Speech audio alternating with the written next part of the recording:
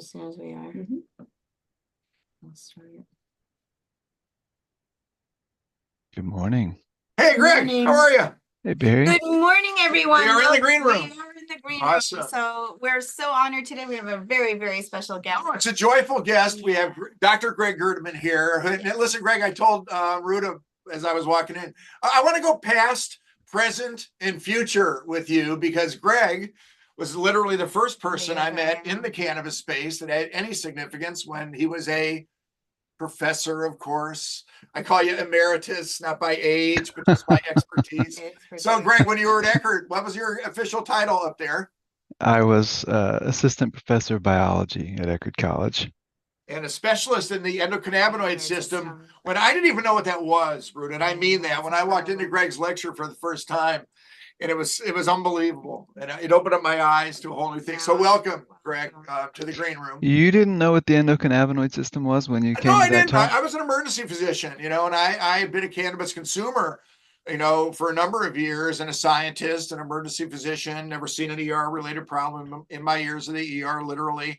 But no, had no knowledge, no inkling. I knew Delta-9, THC was the main player, but knew nothing of other cannabinoids.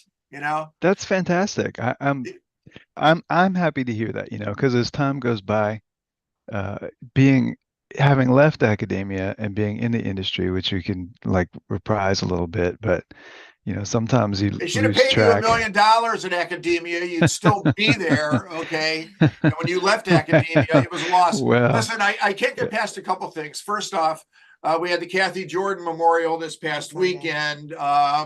You were mentioned, you were missed. Bob Tornella was there. He said a few words, and Bob was there as well.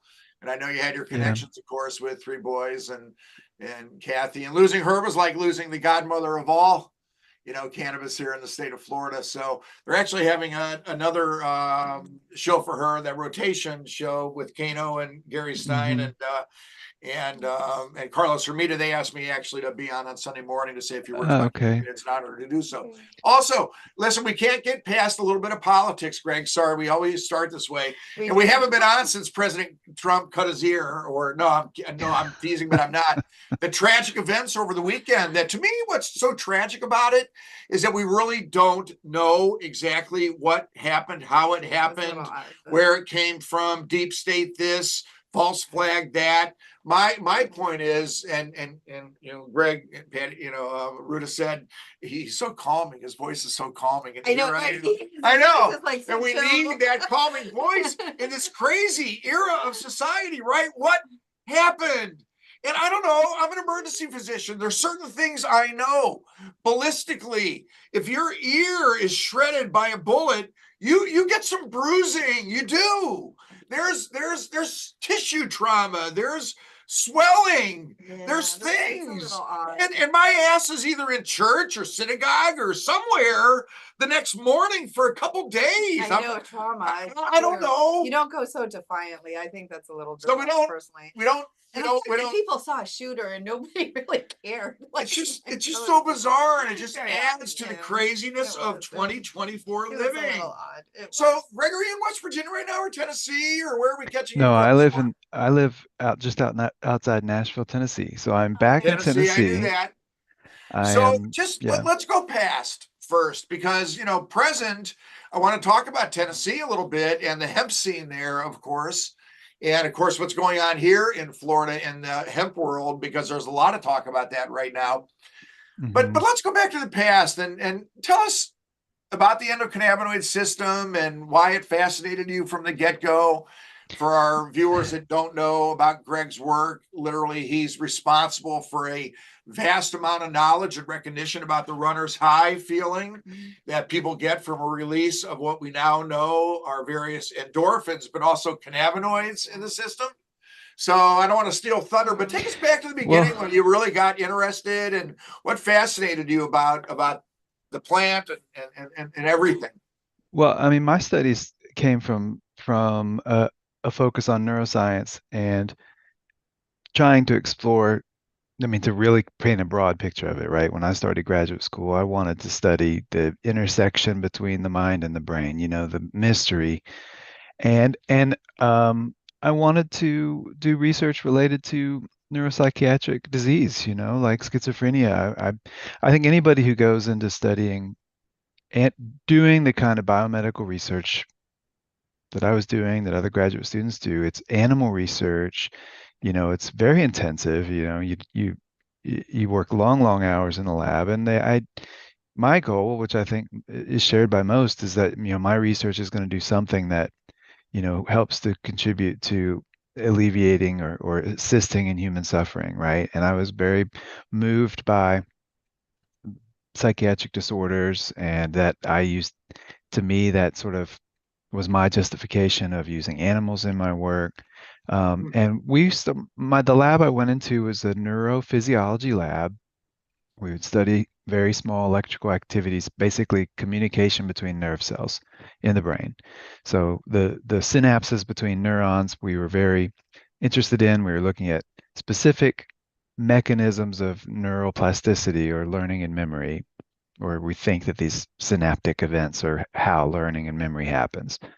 And previous student in the lab had been looking at this phenomenon of neuroplasticity and had data that was hard to reconcile. And I won't go into the very technical reasons as to why, but it appeared that the strength of the synaptic communication, you got two neurons in the brain, in a specific brain area called the striatum, which was related to Parkinson's disease. It's related to What drug year was abuse. this, Greg?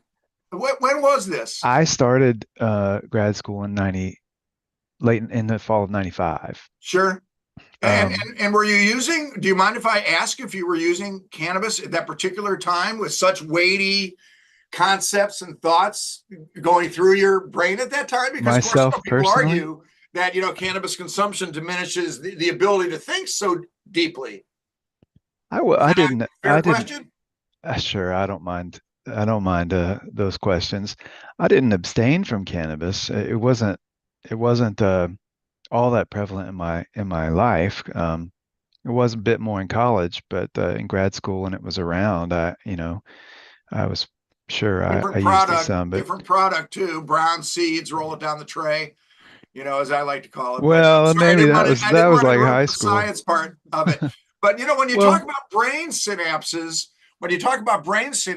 I mean, that's literally what it's all about. That's where the rubber meets the road, Yeah, and I'll condense because I can go long-winded on this. I mean, basically, we were looking at neural processes of learning and memory and had evidence that there was some signal that was traveling backwards across synapses that is anti to sort of the neuronal doctrine. I mean, it literally was called a neuronal doctrine. This comes from over 100 years ago now. The father of neuroanatomy, Santiago Ramon y Cajal, put forth this neural doctrine for which he won the Nobel Prize like in 1904 or something. And it influenced thinking that communication in the nervous system only goes in one way, basically, from the axons of one neuron to the dendrites of another. We had evidence that there was some retrograde signal, some backwards modification, but we didn't know what was doing it, and it inspired me to start looking into those experiments. I went to a lecture by Dr. Daniele Piumelli, who's still very prominent in the endocannabinoid world, and he described, looking at the same brain area that I was, this molecule anandamide that was generated on demand. The cells get active. You can measure anandamide in cell culture dishes. I got fascinated. I mean, to me, it was a light bulb. Like, I think this is absolutely it. And the connection to cannabis appeared then. Was that building on top of Dr. Mishulam's work, Greg? What came before, and what did we know and what did we not know necessarily? Well, Daniele, as well as Vincenzo Di Marzo, who was working closely with him, they both studied closely with Rafi Mishulam. And yes, it was building on the discovery of the molecule. So mostly, I mean, what was happening building up to this? I mean, Daniele is a biochemist. Rafi was a biochemist, really. I mean, and when I came on and started doing studies with physiology, we knew that anandamide and 2-AG were released, 2-AG being the other primary endocannabinoid. We knew that things like physical trauma to the brain of animals caused endocannabinoids to go up. We knew they could be released by cells, that there were these, and we knew that there were these receptors that, and anandamide acts very remarkably like THC at the receptor level, but nobody really knew what it was doing physiologically. And my study was one of a handful that came out basically right at the same time in about 2001, 2002, that showed that what the endocannabinoids are doing, at least what has become sort of the canonical effects of endocannabinoids, is traveling backwards across synapses and and toning down or fine tuning synaptic transmission.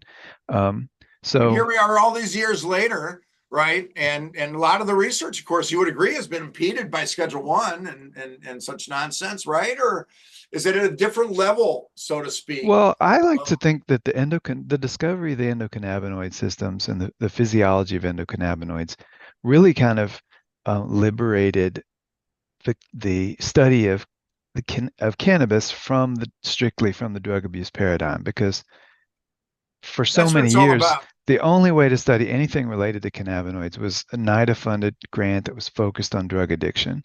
And that lingered for years and years, right? I would go to meetings in the early 2000s and I'd go to conferences and neuroscience meetings, and people would be looking at PTSD and anxiety. And I would say in, very neurotechnical ways, like, well, have you looked into the endocannabinoid system? Because CB1 receptors are all over the amygdala. We know that they're affecting stress. I can only imagine back then. And thank you so much, Greg, for all that work, all of it, laying that foundation, but the frustration, it's funny, Tiffany's got the chalkboard there. Oh, it's always the wrong way. The chalkboard there. Yeah, I see it. Yeah, for sure. And I tell everybody, listen, we're so much better off now than we were 7 or 8 years ago when I started, and I can only imagine how you look at it, to the extent of what we know and what we don't know, and just the willy-nilly treatment of your, system. And now there's more receptors, of course, than just CB1 and 2. We know that. And, if you really want to get into all kinds of technical things, but what percentage do you think we know and what we don't know?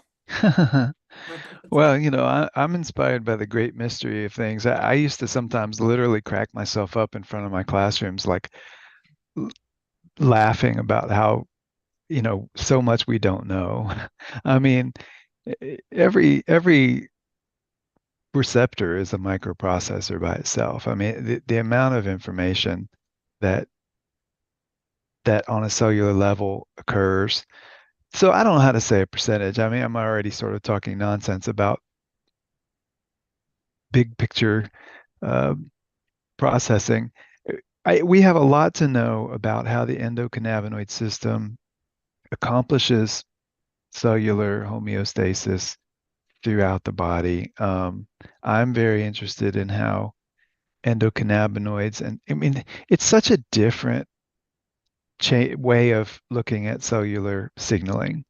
Like we can talk about neuromodulators like dopamine and serotonin that it took decades to become into the popular, mindset, and now so they let's are. go present, because you're up in Tennessee and you don't have any legal cannabis available up there, of course, not even medical, right? But you do have the, hemp And space, yet of we course. have it on every corner. I was gonna say, I mean, for sure. So I live let's talk in about a little town called Fairview, Tennessee, outside of Nashville in far west Williamson County. And no, to your point, we have no legal cannabis at all. We've got this vague law that basically says if you're a cannabis patient and can get high CBD, then you'd be allowed to have it without prosecution or something. But I can go, there's a dispensary what I half call mile that from here. space, what I call that space, Greg, is the cannabinoid purveyor space. Okay. Because they are cannabinoids. They are being purveyed, right? They're not allowed to be purveyed in a medical type of fashion because under the Farm Bill, they're a food product, at least here in Florida, right? Well, there's a huge case, I think, in Tennessee right now, wasn't there? Something just about where they were putting THC 8 or 9 into fruit products. I think it was in Tennessee there. It flipped. So the point is, they're There's a not allowed to make restaurant. health claims for There's an sleep or infused pain or restaurant. anxiety or this or that, just by how foods are, you know, a lot. FDA that came down. So false health claim type of things. But I of call it course, hemp just from the pharma. scientific side, I describe it as a key that fits in the lock and doesn't turn to open the door, as compared to what Delta 9 THC is as to every other, you know, THC. So that's my simplistic ER doctor mind. You know, how disingenuous do you believe all these other cannabinoids are necessarily, to the extent of what we know and what we don't know? Well, it's so tricky. I mean, I've wanted to write more than this about this, and I haven't done much. There's an interesting piece in the Atlantic that just came out talking about this reality of cannabis not being legal in states, but still being. It's a kind of a red state phenomenon too. It Let's first of all say this complexity is all a product of cannabis prohibition not being logical, not really ever rooted in sound science. I mean, this is born of the strictness of cannabis prohibition over these last, at least since since 1970, right? But and I don't one can repeat the way the industry does of how this happened, right? Oh, there was a big boom in CBD, which created which was really bolstered by the 2018 Farm Bill. Lots of companies had excess CBD isolate around, and people started to realize that because of the strict language, the verbatim language of the 2018 Federal Farm Bill, that you could make derivatives of CBD. And it had long been known that CBD could be synthetically isomerized into THCs, Delta 9, Delta 8. Once people started getting away with selling Delta 8 THC as though it is synonymous with hemp, then chemists just started getting more and more brave and realizing they could get away with it. I mean, I'm painting broad strokes. Some people involved with this, I know. Most of them, I certainly do not.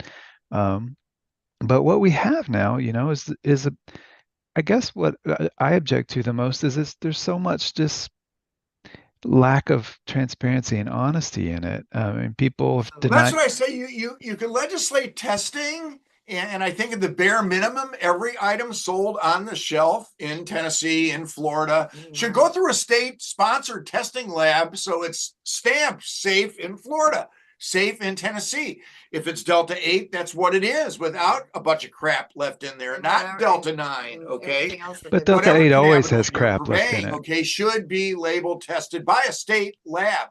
If it adds a little bit of money on the wholesale side or on the retail side, that's just the price of doing business. But those guys aren't putting out $40 million for a license to purvey cannabinoids like, the MMTCs have to do here in Florida or whatever other state setup that it is. But to me, I'm always about public education and public safety. But what you can't legislate, Greg, is dishonesty from the purveyor of the cannabinoid. And I take offense to the guy that has the Delta 8 sign hanging outside of his smoke shop, who says to the unknowing, and they are unknowing, the majority of consumers that walk in and say, hey, I thought you needed to have a card, or walk into illegal adult use in other states or whatever. And if that purveyor says all THCs are alike, then that's a dishonest purveyor. Or that HHC is a mood, or that HHC is a mood stabilizer, or So we know that there's certain things that can't be sold in Florida. So is O and HHC legal in Tennessee, or is it complete synthetic, Greg? Are they theoretically banned from the shelves? Do you know? There's a new the Tennessee Ag Department has been given the authority to write rules on this, and there's a process ongoing where they've put out an emergency rule that will become final, that in all likelihood will at the state level ban the synthetics by basically banning hemp-derived cannabinoids as they define, as the rule defines it. Interestingly, there's some things. Is that 8 in Delta 8 would be concluded as well, or just O and H because they don't exist in the plant? That's the Florida No, distinction. synthetic, by the words of the rule as it exists, right, as it is in an emergency draft form, synthetically produced Delta 9 and Delta 8 would be included. And most people don't realize that when you're buying hemp-derived gummies that have Delta 9, most of that is synthetically derived as well. It's just much cheaper. To me, to boil down concerns, because I go back and forth. Sometimes I get really irritated, and you talk about dishonesty and purveyors, but a lot of people selling this stuff, they've been sold a bill of goods too. I mean, I've talked to people who are just they're trying to hustle and make their money, and they believe that the cannabinoids are good medicine, and they kind of believe their own hype or the formulators. And I'm not up here saying Delta 8 THC is dangerous, but with all of the synthetic chemistry, you get byproducts that do not exist in nature, and they're in all of the synthesized products, all of them. Like Dr. Chris Hudala at Verde Labs has been one of the most outspoken scientists about this. They've been testing thousands of samples for years, and they never ever see a Delta 8 product that doesn't have a slew of uncharacterized, unknown reaction byproducts. Now, has it caused a public health crisis? I mean, not that's visible to me. There's evidence that Delta 8 vapes cause pulmonary emergency room visits more often than cannabis does. How big a blip that is, I don't know. But my bigger concern is long-term toxicity of the liver, the kidneys. I mean, Don't know. I had the same issue with the synthetic, spice type potent cannabinoids, which now, under the strict language of the Farm Bill, the way the hemp pharma industry, as I call it, is using the loophole of the Farm Bill as a shield. You could synthesize anything from CBD and consider it and argue that it's legal. Now, I don't think it does make it legal at all, because the Farm Bill only describes the USDA and USDA's authority, and USDA's authority stops once you harvest the plant. So to me, the notion that these synthetic kitchen chemistry lab-derived cannabinoids are legalized by the Farm Bill, I don't even think that's a good legal argument. Yeah, it's a mess. It's a mess. And but listen, the Supreme Court just came down with the Chevron decision, which is going to make regulation at the federal level, different. And there's been some discussion that may even contribute to the difficulty of getting out of Schedule 1 into Schedule 3. We're just in a very interesting environment, right now. Yeah, But there's so much at play that commentary there rarely is. touches on all of it because it's just so complicated. But that also is a reflection of just how, you know, deeply the human cannabis relationship really goes. I mean, we've had a relationship with cultivating this plant since before human history was recorded. And we have a very deep, but cannabis touches in on a very fundamental part of our biology of wellness. And so, the fascination and appreciation of cannabis is not going away. And it's not because of the drug abuse mindset, like it turns us all into zombies and so we crave it. It's because there's something fundamentally interesting. I mean, the reason people are going in Tennessee, the reason why people go to hemp shops and love that you can buy THCA flower. I mean, I can go buy high THC cannabis under the guise of hemp. Part of me is just really amused and loves that, and hates that I didn't get in on it, because I could have got in on making a lot of money with this direction and haven't. Um, Cannabis was criminalized, with the Marijuana Tax Act, especially, although there were earlier actions. But cannabis was criminalized by calling it something different, right? It's a plant of 10,000 names, and the history of prohibition in this country, which spread around the world, is rooted in Yeah, calling cannabis listen, we have an marijuana. organ system. It's a plant. We're living in 2024. I call it 2024 abnormal. The older you are, the more abnormal society appears to you. And fortunately, we're at a point in time where we can access it, either through medical, we'll see what goes on down here in Florida with Amendment 3.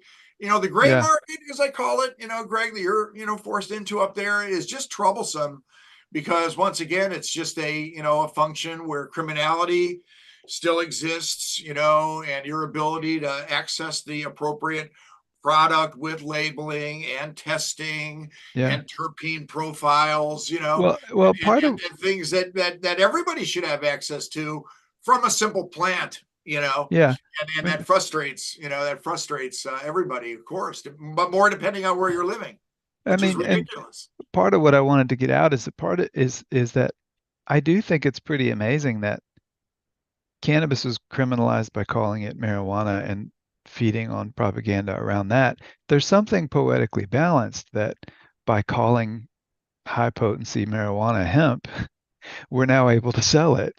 But it's also not fully honest. And cannabis is a very safe product to try, but people should know what they're getting. They shouldn't be confusing, because calling high THC cannabis hemp because, well, supposedly before it was harvested, it was all THCA and not THC yet.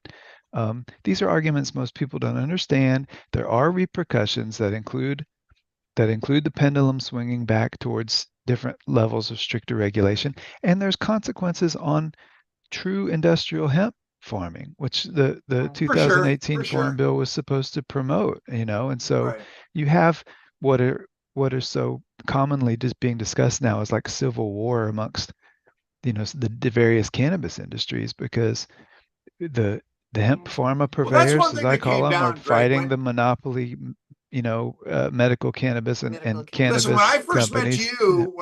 met you, it was an organized community, and there were so few of us out there really doing it at that time. You know, we all needed to pull on the rope together. You know, money, of course, money, of course, is the main motivator of all things. You know, and what's going on down here in Florida is unbelievably disingenuous. We had a Senate down here that passed a very restrictive, anti-Delta 8 hemp bill, unanimously. And then the governor vetoed it because he wants to curry the favor of the hemp space against Amendment 3. Yeah. So it's remarkable, listen, it's crazy, but I promise. Listen, I said I wanted to go past present and future, so we only have 6 minutes left in the green room. As okay, usual. Right, sure. No, it goes so fast. So what excites you about the future of cannabis, Greg? What things do you think that we really may be able to utilize cannabis for? Maybe that we don't know, or I don't know. I have a question too. What do you think of, like, for research? This is just a geeky kind of question, for AI helping with research, because I know, like, hours and hours. My nephew is a biochemist in Boston, and he's doing some research now. And I mean, it's like you said, endless hours in a lab of looking under, microscopes and just doing research. Do you think AI is going to help promote, like, say, even the cannabinoid system, and like you were talking about the synapses that were going back and forth? Do you think AI is going to actually help a little bit with that, with cutting down on the man hours of you guys having to be in labs for hours on end? Well, I don't do lab bench work anymore these days. Yeah. Or I've considered getting back into it in some way, but that's tricky. Well, AI is such a broad envelope. It's going to revolutionize a whole, so much of human activity. I mean, some facets where it's already exploding is like, for example, drug design, more synthetic drug design, being able to predict protein folding and where drug binding interactions occur. I mean, that technology is speeding up tremendously because of AI. Just doing literature search and literature reviewing is going to be it's a strange and scary time to be a college professor, for example. Like, how do you know whose work is what? I'm getting more and more cannabis experts popping up with Substack feeds and stuff like that, and I read them and I'm like, you wrote that. Who has? That's mine. Well, that's becoming. I've seen that kind of thing for years, because for years in the hemp and cannabis industry, like, you get like a content creator, right? And misinformation bounced around like crazy, because one content creator would say something about CBN or the next new cannabinoid, and they would just learn from each other. And AI is going to be doing that too. And I don't I'm no expert on how AI will be structured in order to put more emphasis on valid points of information. But will AI be a huge new tool on every level?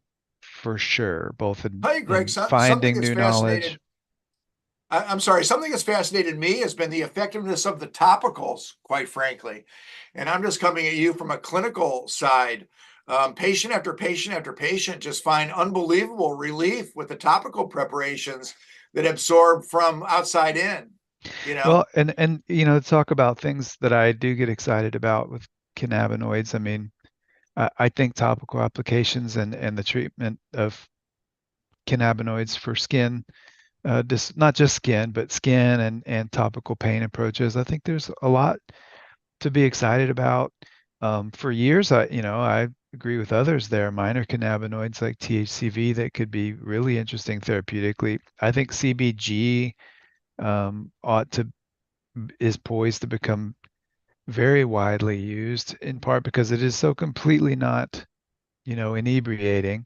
Sure. Um, And the and acidics, I mean, there's so many things yet to learn, I would love it. I mean, I can't say I get excited about the future of acidic cannabinoids because I am suffering right now from a great deal of disenchantment about um, the status of the cannabis industry in general, including this infighting and money grubbing and the whole hemp pharma side. But CBG ought to be in a lot. hang on, hemp pharmacide. That's what I I wanted to call the. catch the term. That's what I refer to I the got it. hemp-derived No, I'm like, cannabinoids listen, thing is. that's why I love having Greg on because I mean, yes, of course.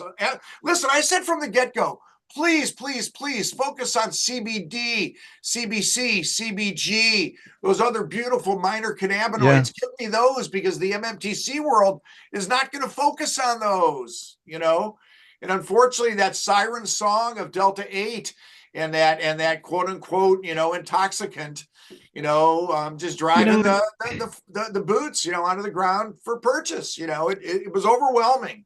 and I think the reason Delta 8 went wild is because not only was it so easy, but people came to learn that a lower dose THC experience is actually really great and really therapeutic for a lot of people.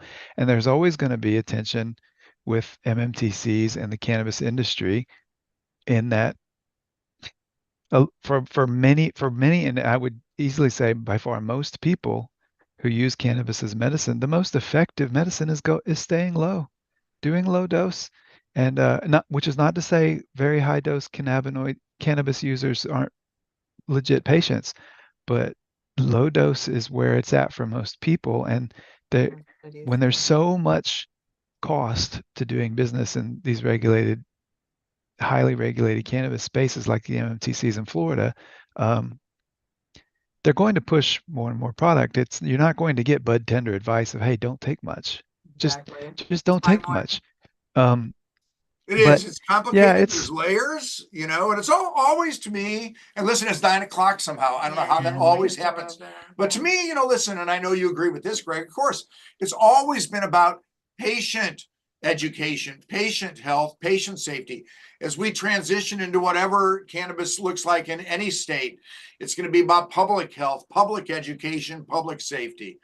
And that's the point, and that's the beauty of cannabis, is that in general it's an incredibly safe substance, but like every substance still deserves tremendous respect and deserves to be educated about. And it can be integrated appropriately into this very crazy, who knows what we'll have to talk about next week in the green room. So do you have any publications, anything anybody can go and take a peek at of any latest and greatest news from Where do people find it these days? Or maybe you don't want to be found, but I have a chasing different website ways. now. I have a website called drgerdeman.com. I haven't, I want to be putting more into it. Part of my issue is that I've been on a cycle of sort of helping businesses win state licenses. I'm involved in a company in Alabama, which is mired down in lawsuits because of, yeah, I shouldn't even comment, but being wrapped up in these ventures kind of puts a lid on me a bit as an educator, and I've been doing some things outside cannabis. I'm I'm really thrilled because I've been invited to give a keynote at a neuroscience conference in New Zealand in September, and Awesome. that's like the first time I've been invited to give such a talk on endocannabinoids for a neuroscience meeting, an International Association of Applied Awesome. Neuroscience, as opposed to like a hemp convention. Step by step. Yeah. No, absolutely. Yeah, with- Awesome. You know, so I'm going to try to put more on drgerdeman.com and Listen, I always I'll wanted to let you have the know. Dr. G. I always wanted to have the Dr. G and G tour. The G Going squared. all the way back to the first time I met you, and back in 17 or whatever it was. Yeah. Listen, I'm so glad we were able to wrangle you in today. Thank you for coming. And thanks for coming in. There's nobody in the space like you, Greg, and I mean it. Oh, thanks. And I do thank you. And listen, I could hear your lecture on the synapses and all that. 8, 10, I have 15 times, and I'm still never gonna get it. I'm just an ER doc, but you bring that level of scientific expertise that we need and everybody wants. And thank you so much for all of it. Can we try to catch you again one more time, maybe before the election or something like that? Yeah. After New Zealand. Yeah, after the New Zealand trip. Let's go there. Sure. Interesting to see what the Sure. So sort of late September would be that time. Awesome, Greg. Stay healthy and well. Tuning in. Thank you for coming on, Greg, and everyone. All right. Have a great weekend. We'll see you all next week.